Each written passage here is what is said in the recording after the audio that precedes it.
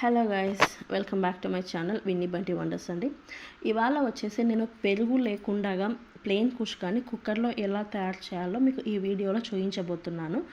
దానికి ముందుగా మనం ఒక ప్రెషర్ కుక్కర్ని తీసుకొని 2 స్పూన్స్ ఆయిల్ వేసుకొని ఆయిల్ హీట్ అయిన తర్వాత మనం ముందుగా ఫస్ట్ ఏం చేస్తామంటే బే లీవ్స్ అండి, అదే బిర్యానీ ఆకు వేసి తర్వాత చెక్క, లవంగ, ఇలాచి, ఇంకా ఏమన్నా కూడా మొగ్గ అంటారు కదా, అవి కూడా వేసుకోవచ్చు.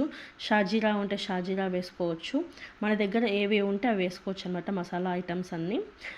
కొంచెం ఫ్రై అయిన తర్వాత నేను వచ్చేసి ఇక్కడ 2 బిగ్ ఆనియన్స్ తీసుకున్నాను అనమాట. మనకు ఆనియన్ క్వాంటిటీ ఎక్కువ పడుతుంది దీనికి.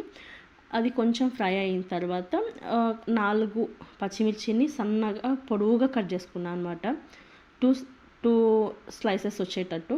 నెక్స్ట్ ఒక 4 టమాటా తీసుకొని దాన్ని కూడా పొడవుగా కట్ చేసుకున్నా సన్నగా. ఒక 2 మినిట్స్ దీన్ని సాట్ చేసుకుందామండి. మనకు 2 మినిట్స్ లోపల ఇది నీట్గా ఫ్రై అయిపోతుంది అనమాట.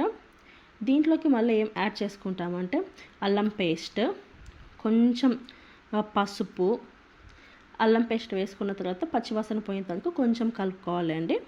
కలుపుకున్న తర్వాత కొంచెం పసుపు యాడ్ చేసుకున్నాము. నెక్స్ట్ ఇది వచ్చేసి గరం మసాలా వచ్చేసి నేను 2 స్పూన్స్ వేసుకున్నాను.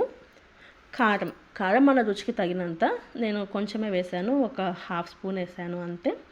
నీట్గా ఒక 2 మినిట్స్ ఫ్రై అయిన తర్వాత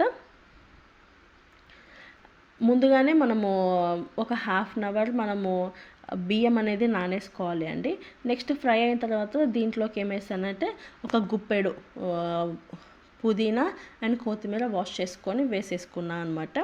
అది చెప్పారు కదా ఇందాక, ఒక 1/2 అవర్ ముందు నానబెట్టుకున్న రైస్ని వాటర్తో పాటు వేసేసుకొని సాల్ట్ మనకు రుచికి ఎంత కావాలనుకుంటే అడ్జస్ట్ చేసుకొని 3 విజిల్స్ వచ్చేంత వరకు కుక్కర్ విజిల్ పెట్టేసుకోవాలి అండి. చూడండి, నేను పెట్టేసుకున్నాను. టేస్ట్ అయితే చాలా బాగుంటుందండి. ఒకసారి మీరు కూడా ట్రై చేసి చూడండి. వీడియో నచ్చితే లైక్ చేసి, షేర్ చేసి, సబ్స్క్రైబ్ చేయండి. Thank you.